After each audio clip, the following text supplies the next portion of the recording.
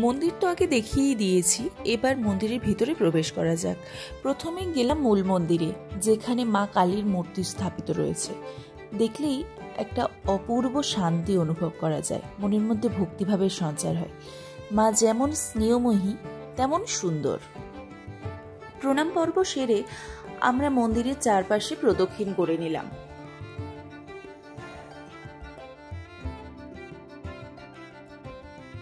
এবার মূল মন্দির থেকে বেরিয়ে মন্দিরের পাশে যে ছোট ছোট নাট মন্দিরগুলি আছে সেগুলোতে প্রবেশ করে দর্শন করলাম।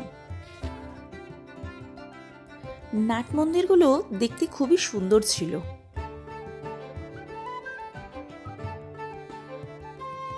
প্রথম যে মন্দিরে প্রবেশ করলাম সেটি রাধাকৃষ্ণ মন্দির। পারম্পরিক সাজে সজ্জিত শ্রী রাধিকা ও শ্রীকৃষ্ণের একটি মূর্তি এখানে স্থাপিত রয়েছে। সত্যি খুব সুন্দর মূর্তিটা, দেখলেই চোখ জুড়িয়ে যায়।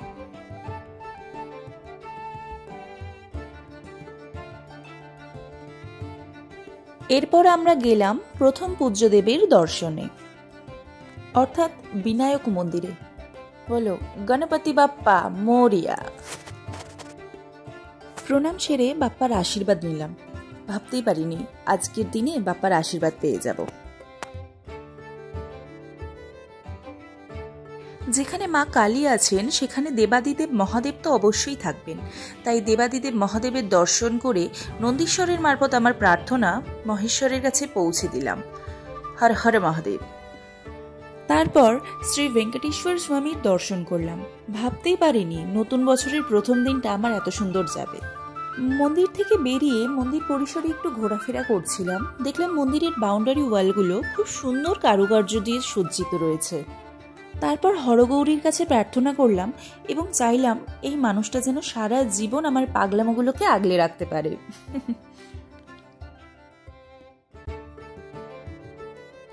নতুন বছরের শুরুটা আমার এত সুন্দরভাবে করিয়ে দেওয়ার জন্য ঈশ্বরকে এবং গোপালবাবুকে অনেক অনেক ধন্যবাদ। ভগবান সবার ভালো করুক।